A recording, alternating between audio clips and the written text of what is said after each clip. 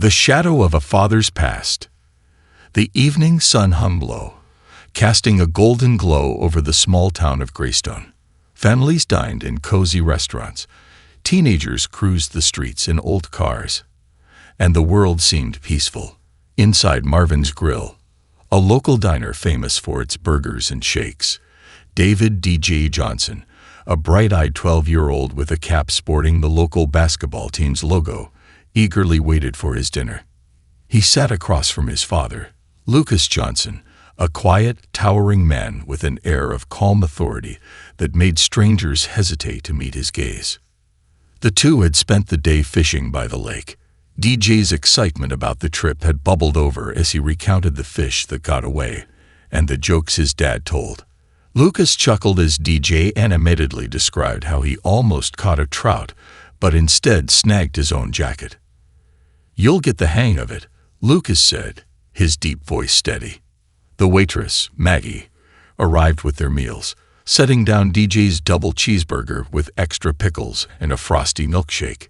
"Here you go, champ," she said with a wink. "Thanks." DJ grinned and dug in. As they ate, the diner's door swung open with a loud jingle. 3 men strode in, their heavy boots clunking against the tiled floor. The room seemed to grow quieter as they entered, their presence like an oppressive cloud. They wore black leather jackets adorned with patches, their rough demeanors announcing they weren't just passing through. The tallest of the 3, a man with a jagged scar down his left cheek, scanned the room with a smirk. His 2 companions, one stocky with a shaved head and the other wiry with a snake tattoo curling around his neck, followed closely behind. The trio settled into a booth near the counter, laughing loudly and making crude comments about the menu. Maggie approached them hesitantly, her usual warm demeanor replaced by nervousness. DJ glanced at his dad, who calmly sipped his coffee, seemingly unfazed. "Who are they?" DJ whispered. Lucas didn't look up. "People looking for attention. Don't give it to them." DJ nodded, focusing on his food, but it was hard to ignore the bikers' loud voices and boisterous laughter. He glanced up when one of them shouted, "Hey, kid." DJ froze, realizing the tall man with the scar was staring directly at him. "That's a nice hat you got there," Scar said, his voice dripping with mockery. "You even know how to dribble, or is it just for show?" DJ felt his cheeks flush. Leave him alone," Maggie said, her voice firm but shaky as she placed their drinks on the table. Scar ignored her, leaning back in his seat and grinning. "Relax," he said. "We're just having a little fun." Lucas's hand rested gently on DJ's shoulder.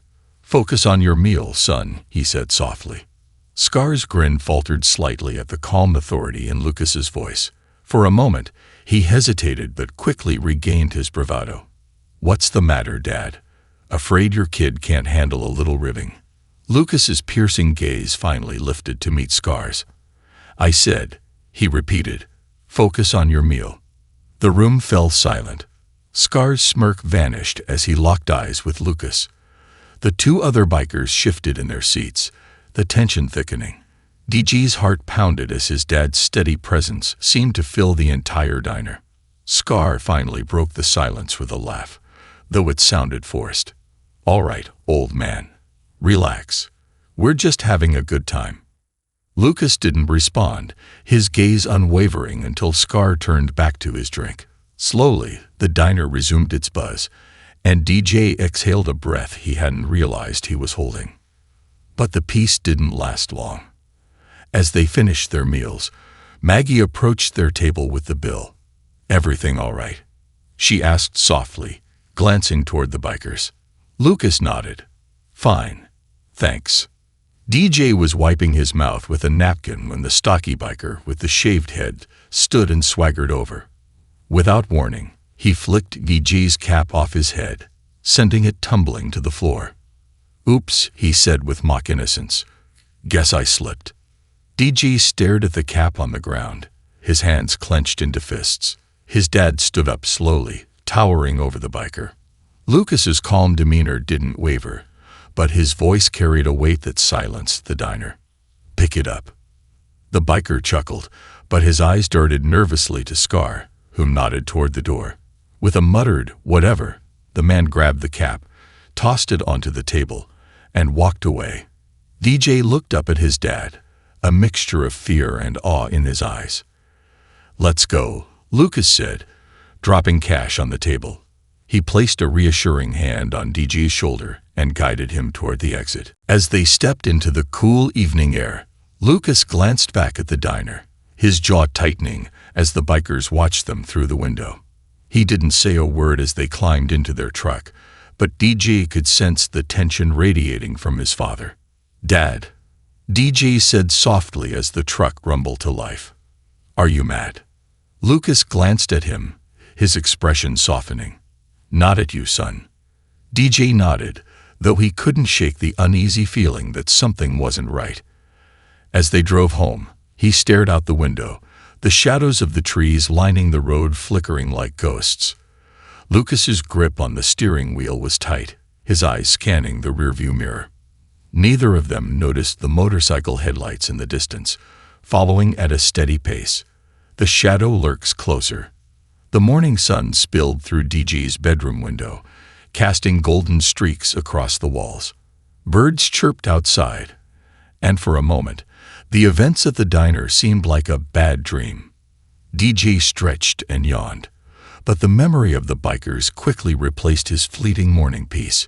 He shuffled downstairs, where the smell of sizzling bacon filled the air. Lucas stood by the stove, flipping bacon and stirring scrambled eggs. He glanced over his shoulder and smiled. "Morning, kiddo. Hungry?"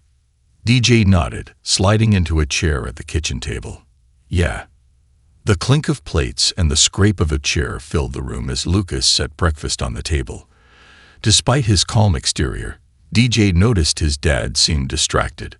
Lucas's eyes kept darting to the window, and his jaw was set tighter than usual. "Dad?" DJ asked between bites of eggs. "Are you okay?"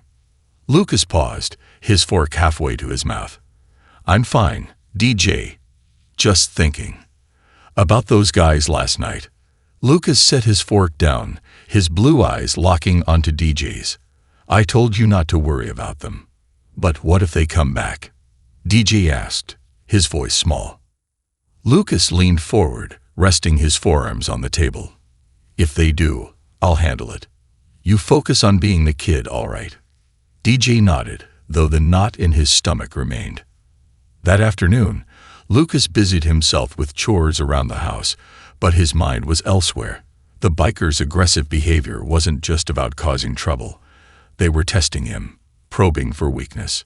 He'd seen it countless times during his military career. Lucas had spent over 2 decades as part of an elite unit, navigating some of the most dangerous missions the world had to offer. He knew trouble when he saw it, and this smelled like the beginning of something bigger. He decided to take precautions. In the garage, Lucas opened an old trunk buried beneath camping gear and tools. The latch creaked as he lifted the lid, revealing a collection of military-grade equipment, flashlights, a tactical vest, and a well-worn knife with a handle wrapped in paracord. His fingers brushed over the gear, memories of past missions flooding his mind. "Dad?" Lucas turned to see DJ standing in the doorway, his basketball tucked under one arm. "What's all that?" Lucas hesitated before answering. "Just some old stuff from when I was in the Army." DJ's eyes widened. "You were in the Army?" "Yeah," Lucas said, smiling faintly. "A long time ago." "Did you fight bad guys?" DJ asked, stepping closer. Lucas chuckled. "Something like that." DJ studied his dad for a moment, then nodded. "You think those bikers are bad guys?" Lucas's smile faded. "I think they're trouble. But like I said, you don't need to worry about them." DJ wasn't entirely convinced, but he nodded and headed outside to shoot hoops. Lucas watched him for a moment before returning to the trunk. He pulled out the knife, inspected it, and slid it into a sheath on his belt. Later that evening, as the sun dipped below the horizon, Lucas grilled burgers on the patio. DJ sat on the porch steps, munching on a bag of chips and chatting about school. The peaceful moment was shattered by the low rumble of motorcycle engines. Lucas froze, his hand tightening on the spatula. DJ's head snapped up, his eyes wide. "Dad." "Stay here," Lucas said, his voice calm but firm. The sound grew louder, and soon, 3 motorcycles appeared at the end of their driveway. The bikers from the diner, Scar, shaved head, and Snake Tattoo, sat astride their bikes, their faces illuminated by the glow of their headlights. Scar revved his engine, a smug grin spreading across his face. Lucas stepped off the porch, his hands at his sides. "You lost," he called out, his voice carrying across the yard. Scar laughed, dismounting his bike. The other 2 followed suit, their boots crunching on the gravel. "Nah, old man. We know exactly where we are." Lucas's eyes narrowed. "You've got 2 choices. Leave now, or regret staying." Scar spread his arms in mock surrender. "We're just here to talk. No need to get all worked up." "Talk," Lucas said flatly. Scar smirked. "About last night. You embarrassed us. Made us look weak. That doesn't sit right with me." "Then don't pick on kids," Lucas replied coldly. The smirk vanished from Scar's face. He took a step closer, but Lucas didn't move. "You think you're tough," Scar said. "You think you can just walk all over us." Lucas tilted his head slightly. "I think you're wasting my time." The tension crackled in the air as Scar glared at Lucas. Shaved head reached for something tucked into his waistband. A crowbar.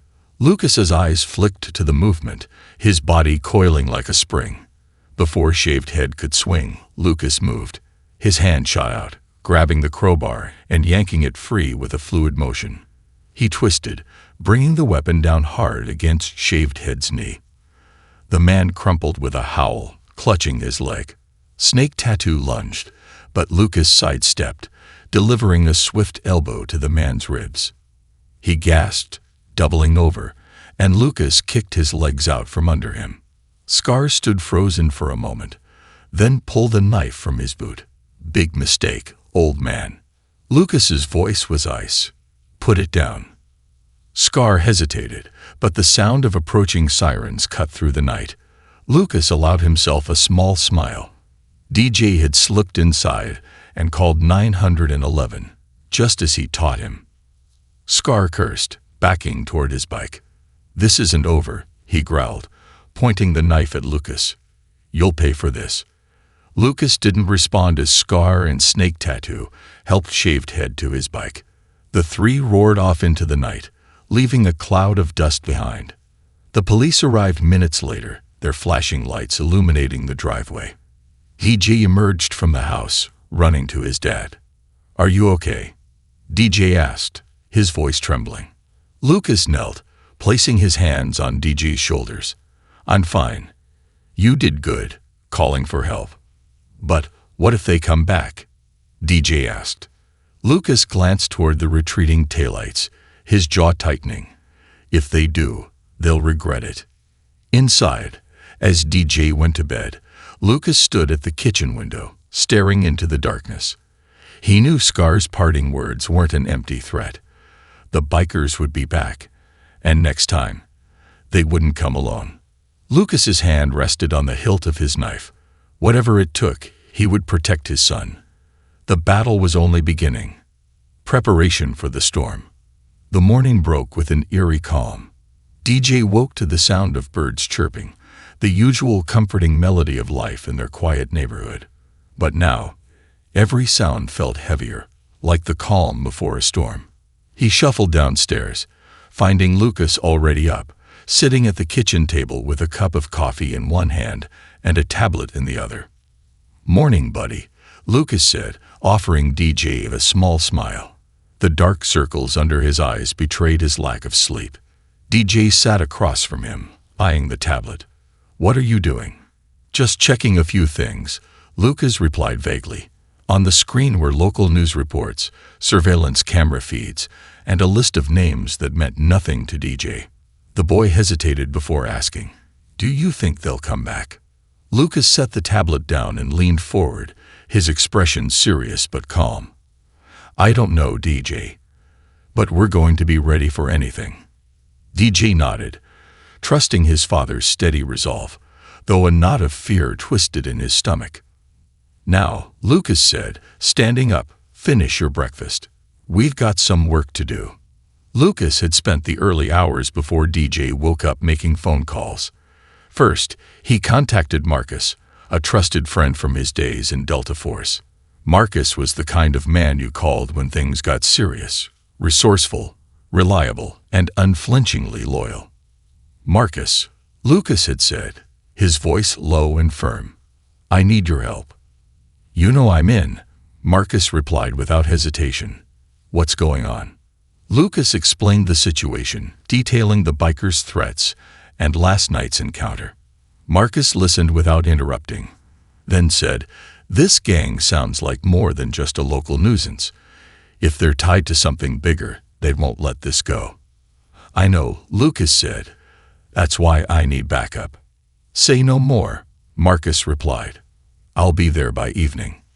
With Marcus on his way, Lucas turned his attention to preparing the house. He moved swiftly and deliberately, checking locks, testing motion sensors, and setting up security cameras at key points around the property. When DJ asked what he was doing, Lucas framed it as a fun project. "We're turning the house into a fortress," Lucas said, his tone light. "Junior Agent DJ, you're in charge of reconnaissance." DJ smiled despite himself, his dad's calm energy helping to ease his nerves. By midday, Marcus arrived in a nondescript SUV, stepping out with the confidence of someone who had seen it all.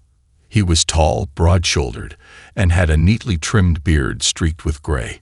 His sharp eyes scanned the property as he approached the house. Lucas greeted him with a firm handshake. "Good to see you." Marcus nodded, his gaze lingering on the reinforced windows and newly installed cameras. "You've been busy. Figured it's better to be over-prepared than caught off guard," Lucas replied. Marcus smirked. "You always were a Boy Scout." DJ peeked out from behind Lucas, curiosity written all over his face. Marcus crouched slightly to meet his eye level. "And you must be DJ," he said with a warm smile. "Your dad's told me a lot about you." "Are you one of his army friends?" DJ asked. "Something like that," Marcus replied. "You ready to help us out?" DJ nodded enthusiastically. "Yeah." "Good," Marcus said, standing up, "because we got work to do." The three of them spent the afternoon going over the property, ensuring every possible entry point was secured. Marcus brought gear from his SUV, portable motion detectors, a handheld radio for DJ, and a compact drone for surveillance. "This isn't just for show," Marcus explained to DJ as he handed him the radio. "If you see or hear anything suspicious, you let us know right away." DJ nodded solemnly, the weight of the situation sinking in. As the sun dipped lower in the sky, Lucas and Marcus gathered in the living room to review the information Marcus had brought with him. He laid out photos and maps on the coffee table, pointing to locations connected to the Crimson Fangs. "This," Marcus said, tapping a photo of an abandoned warehouse on the outskirts of town, "is their main clubhouse. It's where they hang out, store their contraband, and plan their operations." Lucas studied the photo, his jaw tightening. "If they're planning to come after us, that's where it'll start." Marcus nodded. "Exactly. We need to hit them before they hit you." "What do you have in mind?" Lucas asked. "Recon first," Marcus said. "We gather intel, figure out their numbers, their hierarchy, and what they're up to. Then we decide how to proceed." Lucas glanced toward the staircase where DJ was playing in his room. "I don't want this escalating to a full-blown war." "Neither do I," Marcus said. "But if they leave us no choice, we'll be ready." That night, Lucas sat on the edge of DJ's bed, reading aloud from one of DJ's favorite adventure books. DJ listened intently, but his eyes kept darting to the window. "Are we really safe, Dad?" DJ asked quietly. Lucas closed the book and looked at him. "Yes," Marcus and I are here, and we won't let anything happen to you. DJ hesitated, then nodded. Okay. After DJ fell asleep, Lucas joined Marcus in the living room. The two men sat in silence for a moment, the weight of the situation pressing down on them. You think they'll come tonight? Marcus asked. Lucas's gaze was steady. If they're serious about retaliation, they'll come soon. Marcus nodded, checking his gear. Then we better be ready. The night stretched on, the house silent except for the occasional creak of settling wood. Lucas and Marcus took turns monitoring the cameras, their military training keeping them alert despite the late hour. Around 3 a.m., the faint hum of engines broke the silence. Lucas leaned forward, narrowing his eyes at the monitor. A dark van and 2 motorcycles had stopped at the end of the driveway, their lights off. They're here, Lucas said, his voice low but sharp. Marcus joined him, grabbing his rifle. What's the plan? Wait and watch, Lucas said. Let them make the first move. The bikers moved cautiously, their figures illuminated by the faint glow of the moon.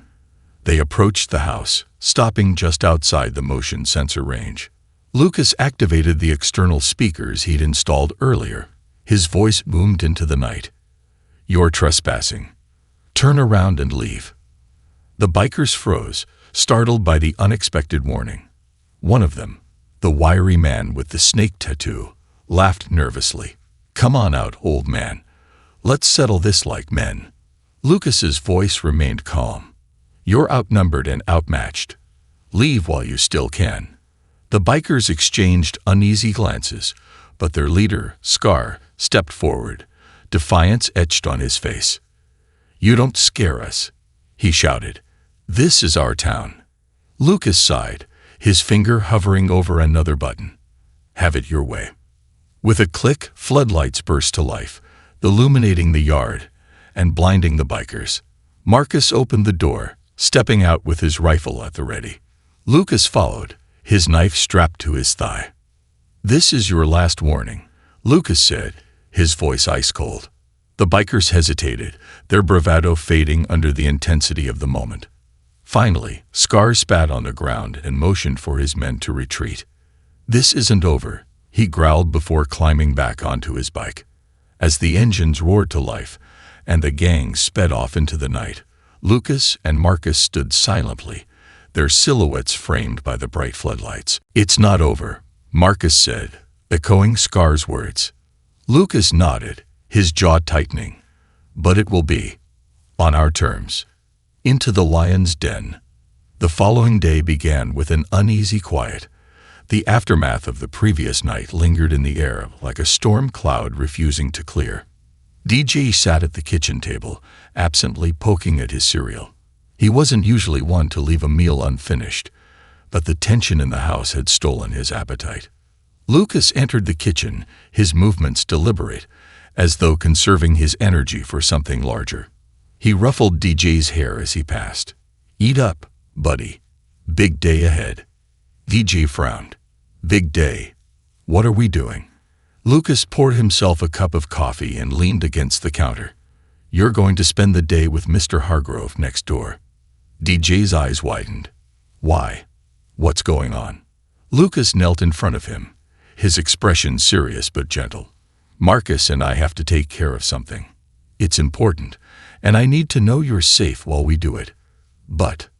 No buts, Lucas said, cutting him off. Mr. Hargrove's house is the safest place for you right now.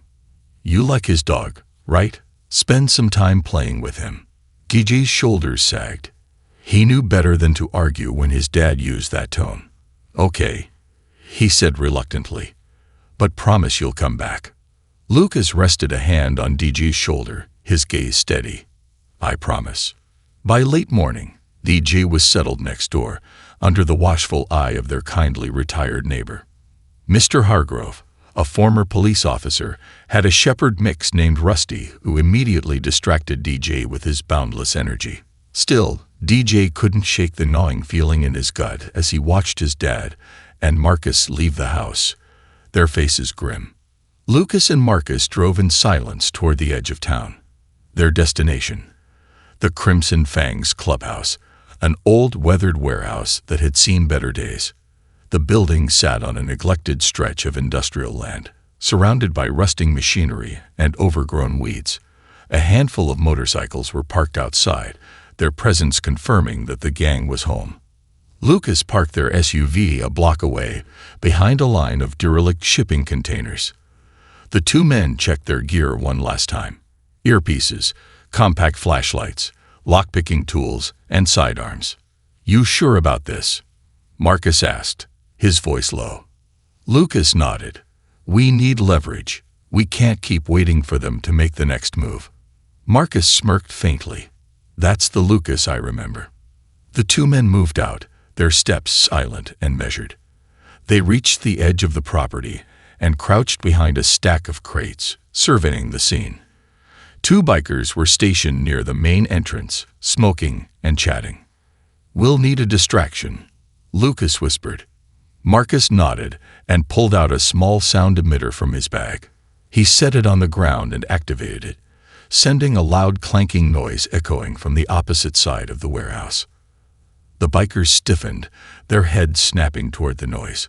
One of them grunted, "Go check it out."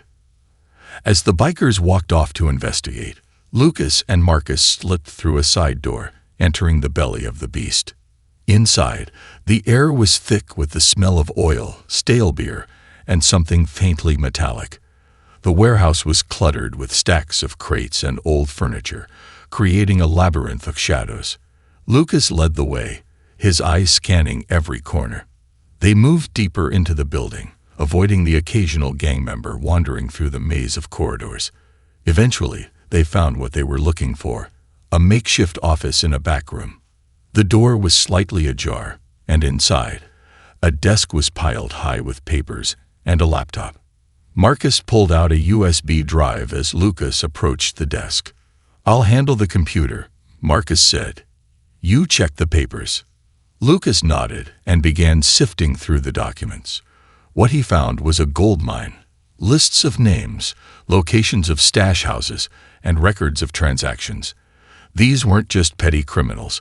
The Crimson Fangs were part of a larger network, dealing in weapons, drugs, and extortion. Marcus tapped Lucas's shoulder, pointing to the laptop screen. "Got something. Looks like their main operation is tied to a man named Victor Crane." Lucas frowned. "Crane. That name sounds familiar."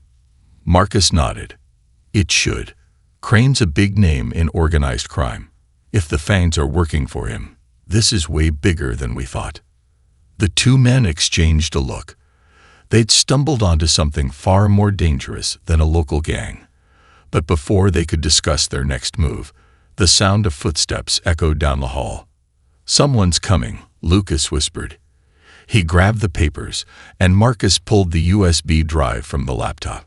They moved quickly, finding cover behind a stack of crates just as two bikers entered the room. One of them, a wiry man with a scar across his forehead, cursed. "Who left the door open?" The other, a heavy-set man with tattoos snaking up his neck, scanned the room suspiciously. "You think someone's been here?" Scar Man snorted. "Nah, probably just Snake being careless again."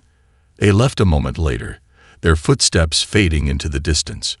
Lucas and Marcus exchanged a relieved glance before slipping back out into the corridor. They retraced their steps toward the exit, but as they reached the main floor, they heard shouting. Someone had found the distraction device. "Find whoever did this," a voice roared. "Now." The bikers spread out, their boots thudding against the concrete floor. Lucas and Marcus ducked behind a pile of crates, their escape route cut off. "What now?" Marcus asked. Lucas's jaw tightened. "We improvise." They waited until the nearest biker passed before moving again, sticking to the shadows. The warehouse felt like a maze, each turn revealing another obstacle. At one point, they overheard a group discussing retaliation plans. "Reaper wants to hit that guy's house again tonight," one of them said. "This time, we bring everyone." Lucas's grip on his knife tightened. He glanced at Marcus, who gave a small nod. They couldn't leave without stopping that plan. They found the main power junction near the back of the warehouse, tucked into an alcove. Marcus knelt, pulling out a set of tools. "This'll take a minute." Lucas kept watch, his body coiled like a spring. The sound of approaching footsteps made him tense, but the biker turned down a different hallway. Marcus worked quickly, disabling the junction and plunging the warehouse into darkness. Shouts of confusion erupted from the bikers as Lucas and Marcus slipped out a side door, vanishing into the night. Back at the SUV, they stashed the stolen documents and drove away. Their mission a success. But Lucas's mind raced as he thought about the retaliation plans they'd overheard. "Tonight," Lucas said grimly. "They're coming back tonight." Marcus glanced at him. "Then we better be ready." As they pulled into the driveway, Lucas spotted DJ watching from Mr. Hargrove's porch. The boy ran to the car as Lucas stepped out. "Dad," DJ called. "What happened?" Lucas knelt, pulling DJ into a hug. "We're okay. But tonight, things might get tough." DJ pulled back, his face pale. "Are they coming back?" Lucas nodded, his gaze firm. "But this time, we'll be waiting for them." The night they came. The sun dipped below the horizon, leaving the Johnson household shrouded in a tense twilight. Inside, Lucas and Marcus made their final preparations, every move deliberate and focused. The stolen documents and data from the Crimson Fang's clubhouse had revealed more than they had hoped for, but also more than they were prepared to handle. The gang wasn't just planning retaliation. They were bringing an army. DJ sat on the couch, his small hands clutching the radio Marcus had given him. Lucas knelt in front of him, his calm eyes meeting DJ's wide, fearful ones. "You remember what we talked about?" Lucas asked, his voice steady. DJ nodded. "If anything happens, I go to the basement, lock the door, and call you on the radio." "Good," Lucas said, placing a hand on DJ's shoulder. "You've got this, buddy. Marcus and I will handle the rest." DJ bit his lip. "But what if?" "No what ifs," Lucas interrupted gently. "We're ready for them." DJ nodded again, though his small frame trembled. Lucas gave him a reassuring squeeze before standing and joining Marcus by the front window. Outside, the night was quiet, but the kind of quiet that made Lucas's instincts scream. It was too still, the kind of stillness that signaled something was about to erupt. "They'll wait for full dark," Marcus murmured, adjusting his earpiece. "They'll want the cover." Lucas nodded, his jaw tight. "And when they come, they'll come hard."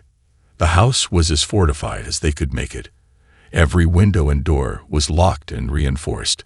Motion sensors covered the perimeter, and floodlights were set to ignite at the first sign of movement. Still, Lucas knew no plan survived first contact with the enemy. He and Marcus had been in enough firefights to understand that adaptability was their greatest weapon. As the clock ticked toward midnight, the first sign of the gang's approach came. A faint rumble of engines in the distance. Lucas and Marcus exchanged a glance. "They're here," Lucas said quietly. The rumble grew louder, splitting into multiple distinct sounds. DJ watched from the couch, his face pale as he clutched the radio tighter. Lucas nodded toward the basement door. "Go now, DJ." "But Dad." "Now," Lucas said firmly. DJ hesitated for a fraction of a second before bolting toward the basement. The heavy door closed behind him, and the faint sound of the lock clicking into place reached Lucas's ears. He exhaled, focusing on the task ahead. Marcus was already at the window, peering through the curtains. "3 bikes, 2 vans," he reported. "They're spreading out." Lucas nodded, his expression unreadable as he grabbed his rifle from the kitchen counter. "They'll test us first. See how we react." As if on cue, the floodlights in the backyard flickered to life, illuminating 2 figures trying to scale the fence. Lucas raised his rifle, the sharp crack of his warning shot slicing through the night. The figures dropped back, cursing as they scrambled for cover. "You weren't kidding about them being bold," Marcus muttered, positioning himself near the back door. The front yard was no less active. The roar of engines stopped abruptly as the gang members dismounted, their shadows flickering in the glow of the streetlights. Scar stepped forward, his sneer visible even at a distance. "Come on out, old man," Scar shouted. "Let's end this." Lucas didn't respond. Instead, he activated the external speaker system, his calm voice booming into the night. "You've made your choice. Now deal with the consequences." Scar laughed, though it sounded forced. Big words for a guy hiding in his house. Lucas motioned for Marcus to move to the side entrance. "Let them come," he said quietly. "We'll make them regret it." The first assault came quickly. 2 bikers charged the front door, their boots thudding against the reinforced wood. Lucas waited until they were fully committed before flipping a switch. The floodlights on the porch blazed to life, blinding the attackers. Marcus flanked them from the side, his stun grenades erupting with deafening bangs. The bikers fell back, disoriented, shouting for backup. From the backyard, more figures scaled the fence. Lucas moved with precision, his rifle firing controlled shots that shattered nearby objects, sending the invaders diving for cover. The gang's chaotic shouting filled the air, punctuated by the sound of footsteps scrambling over gravel and the dull thud of bodies hitting the ground. "Front's clear for now," Marcus reported, moving back to Lucas's side. "They're regrouping. They'll hit harder next time," Lucas said, his voice steady despite the chaos. Marcus smirked. "Let them try." Inside the basement, DJ sat in the corner, his knees pulled to his chest. The radio in his hand crackled faintly with static, and every noise above sent a fresh wave of fear through him. He tried to focus on his dad's words, "You're safe here," but the sounds of shouting and crashing made it hard to believe. Suddenly, the radio came to life. "DJ, you there?" Lucas's voice came through, calm and clear. DJ scrambled to respond. "I'm here, Dad." "Good," Lucas said. "Stay put. We got this." DJ nodded, clutching the radio like a lifeline. Outside, the bikers launched their second wave. This time, they came with crowbars, bats, and even a makeshift battering ram. Lucas and Marcus fell into a rhythm, their movements seamless as they repelled the attackers. Lucas's shots were precise, targeting tires and disabling vehicles, while Marcus used his tactical knowledge to outflank and disorient the gang. But then came the sound Lucas had been dreading, the distinct click of a gun being cocked. Scar stepped forward, a handgun in his grip, his expression murderous. "You think you're smart, huh?" Scar snarled. "Let's see how smart you are with a bullet in your head." Lucas moved quickly, his rifle trained on Scar. "Drop it," he commanded, his voice colder than the night air. Scar hesitated, his bravado faltering. But before he could decide, the wail of approaching sirens cut through the chaos. Flashing red and blue lights illuminated the yard, and the gang began to scatter. "Cops!" one of them shouted. "Let's go." Scar glared at Lucas one last time before retreating, his gang following him into the night. The roar of their engines faded into the distance as the police cars pulled into the driveway. Lucas lowered his rifle, exhaling deeply as the officers approached. Marcus gave a low whistle. Guess they weren't as ready as they thought. The police quickly secured the scene, questioning Lucas and Marcus as DJ emerged from the basement. He ran to his dad, throwing his arms around him. "You're okay," DJ whispered, his voice trembling. Lucas hugged him tightly. "We're okay." But as the officers gathered evidence and the house returned to a fragile calm, Lucas knew this wasn't over. The Crimson Fangs had been sent running, but their threat loomed larger than ever. "We've bought ourselves some time," Marcus said quietly, standing beside Lucas. "But this isn't the end." Lucas nodded, his gaze fixed on the horizon. "No, it's not. But when they come back, we'll be ready." The police presence brought a temporary sense of security.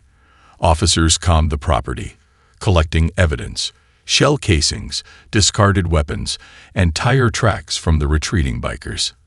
Their commanding officer, a tall woman with sharp eyes and a steady demeanor, approached Lucas and Marcus as they stood near the front porch. "Mr. Johnson," she said, her tone professional but concerned, "we've had reports about this gang before, but this is the first time they've escalated to something like this. You and your family are lucky it didn't turn worse." "Luck had nothing to do with it," Marcus said, his voice carrying an edge of annoyance. "We handled it." The officer raised an eyebrow, but said nothing. She turned back to Lucas. "This isn't the kind of thing that just goes away. These gangs don't like being humiliated. Do you have somewhere safe you can go?" Lucas shook his head. "This is our home. We're not running." The officer studied him for a moment, clearly aware that Lucas wasn't an ordinary civilian. "All right, we'll have a patrol car stationed nearby for the next few days, but I suggest you and your son stay vigilant." Lucas nodded. "We will. Thanks for the backup." As the officers finished their work and began to leave, DJ emerged from the house, his small frame dwarfed by the enormity of the situation. He clutched Lucas's hand tightly, his wide eyes darting to the flashing lights of the police cars. "Are they gone for good?" DJ asked quietly. Lucas knelt to his level, placing both hands on his son's shoulders. "For now," he said gently, "but we'll be ready if they come back." DJ nodded, trusting his dad's calm assurance even though the fear hadn't entirely left his eyes. Later that night, after the police had left and the house had settled into a tense quiet, Lucas and Marcus reviewed the stolen documents once more. They sat at the kitchen table, the papers spread out like pieces of a puzzle. "This Victor Crane," Marcus said, tapping a photo of a sharp-dressed man with cold eyes. "He's not going to like that we've got our hands on this. If the Fangs report back to him, he might escalate." Lucas leaned back in his chair, rubbing his temples. "If Crane's involved, this isn't just a turf war.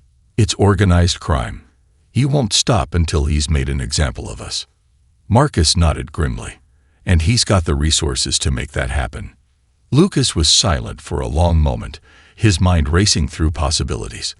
Finally, he spoke, his voice steady but resolute.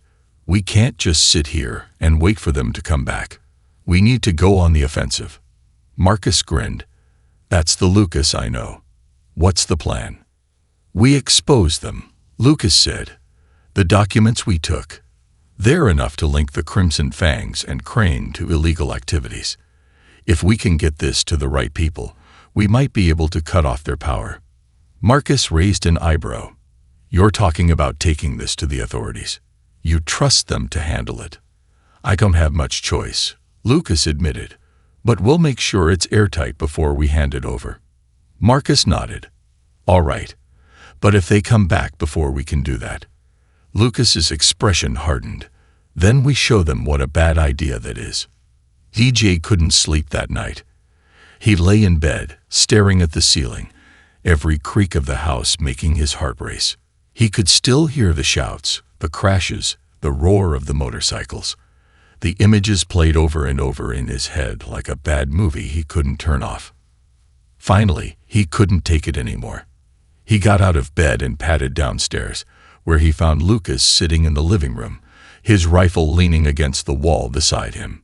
"Dad," DJ said softly. Lucas looked up, his expression softening when he saw his son. "What are you doing up, buddy?" "I couldn't sleep," DJ admitted, climbing onto the couch beside him. "Are you staying up all night?" "Just keeping watch," Lucas said, "making sure everything's safe." DJ hesitated, then asked, "Were you scared tonight?" Lucas's gaze was steady. "Everyone gets scared, DJ. It's what you do with that fear that matters." DJ frowned. "What do you mean?" Lucas leaned back, his voice calm and measured. "Fear is like a fire. If you let it get out of control, it'll burn you up. But if you keep it in check, it can keep you warm. It can even make you stronger." DJ thought about that for a moment, then nodded. "I think I get it." Lucas smiled faintly, ruffling DJ's hair. "That's my boy." As the night wore on, Lucas and Marcus took turns keeping watch, their training keeping them sharp despite the exhaustion creeping in. The house was quiet, but the unease lingered like a shadow. In the early hours of the morning, Marcus stood by the window, his gaze fixed on the street outside. "They'll be back," he said quietly, almost to himself. Lucas, sitting nearby, nodded. "I know. And when they come, we finish this," Marcus said, his tone carrying the weight of a promise. Lucas didn't respond, but the steely determination in his eyes said everything. The Crimson Fangs had started a fight they didn't understand, and Lucas and Marcus were prepared to end it. The final stand. The early morning light crept over the horizon, its soft hues brushing against the quiet streets of Greystone. Lucas stood on the front porch, a cup of coffee in one hand, and his eyes scanning the empty road. The world seemed deceptively calm, the kind of calm that came before the storm. Behind him, Marcus sat at the dining table, dismantling and cleaning his rifle with the precision of someone who had done it countless times. Inside, DJ was at the kitchen counter, munching on a slice of toast. He tried to appear normal, but the tension in his shoulders betrayed him. Every now and then, his eyes darted toward the front door, as if expecting it to burst open at any moment. Lucas stepped back inside, his boots making soft thuds on the wooden floor. "We've got a window," he said, his voice low. "No sign of them yet, but it won't last." Marcus reassembled his rifle with a snap and stood. "Then we use the time. What's the play?" Lucas spread a map of the area on the table, his finger tracing the streets surrounding the house. "They'll come hard and fast, but they'll overcommit. They won't expect us to push back." Marcus raised an eyebrow. "You're suggesting we take the fight to them?" Lucas nodded. "They think they're in control because we're defending. We turn the tables." Marcus grinned, his excitement tempered only by years of discipline. "Now you're talking." DJ watched from the kitchen, his heart pounding. "What about me?" Lucas turned to his son, his expression softening. "You're staying with Mr. Hargrove again. This time, you don't come back until I say it's safe." DJ frowned. "But I want to help." "DJ," Lucas said firmly, kneeling in front of him, "I need you to trust me. The best way you can help is by staying safe. Can you do that for me?" DJ hesitated, then nodded reluctantly. "Okay." Lucas placed a hand on his shoulder. "That's my boy." An hour later, DJ was safely next door, Rusty wagging his tail excitedly as the boy sat on Mr. Hargrove's couch.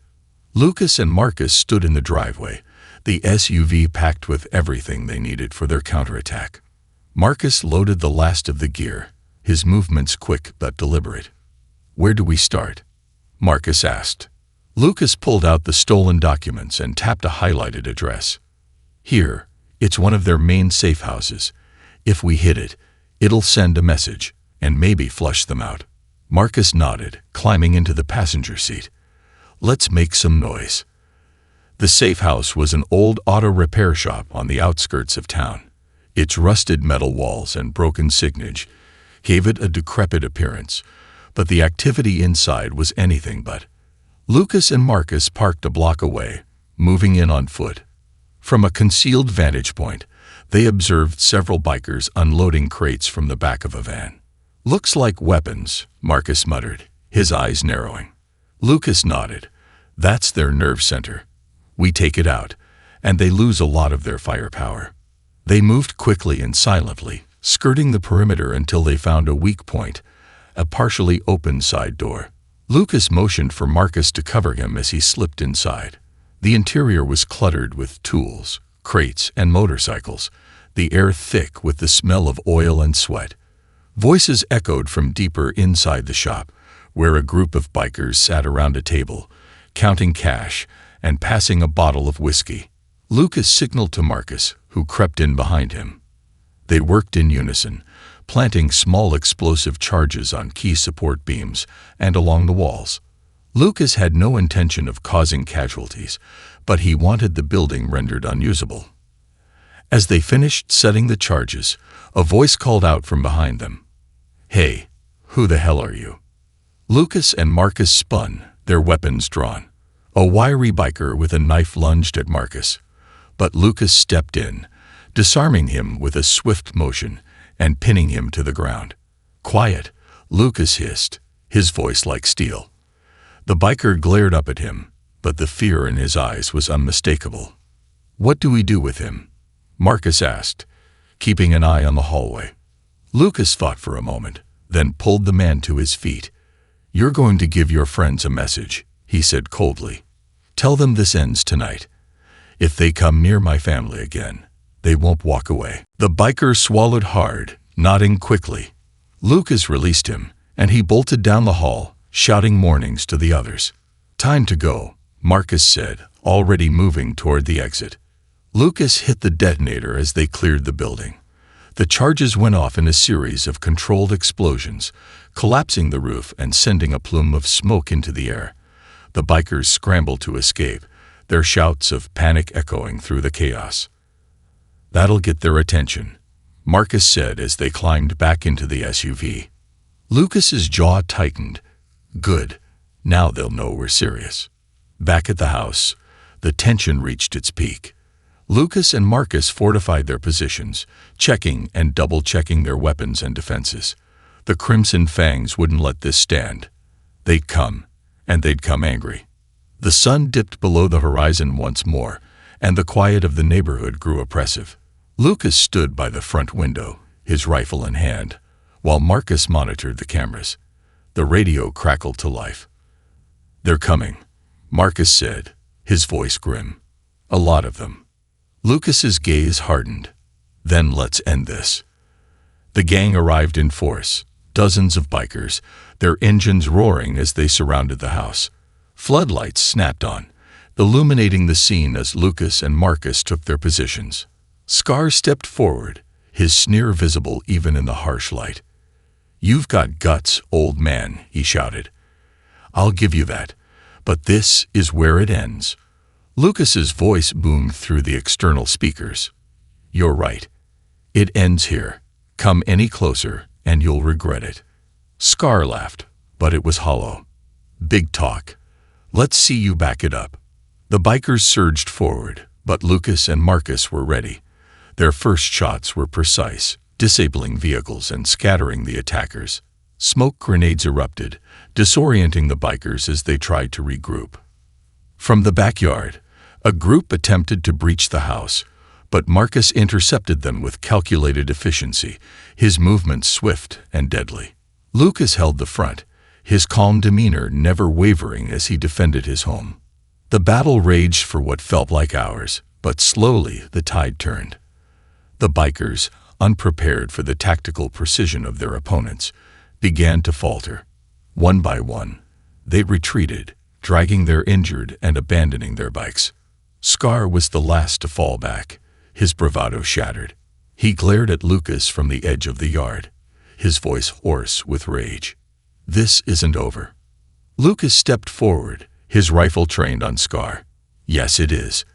If I see you or your gang near my family again, it'll be the last mistake you ever make." Scar hesitated, then spat on the ground and climbed onto his bike. The roar of engines faded into the night, leaving the yard eerily quiet. Inside, Lucas and Marcus stood in the living room, their shoulders heavy with exhaustion. DJ ran to his dad, throwing his arms around him. "It's over," DJ whispered. Lucas hugged him tightly, his voice soft but resolute. "Yeah, buddy, it's over." But as Lucas glanced out the window at the retreating taillights, he knew the fight had only paused. He'd won the battle, but the war with Victor Crane and his network loomed on the horizon. For now, though, his family was safe, and that was all that mattered.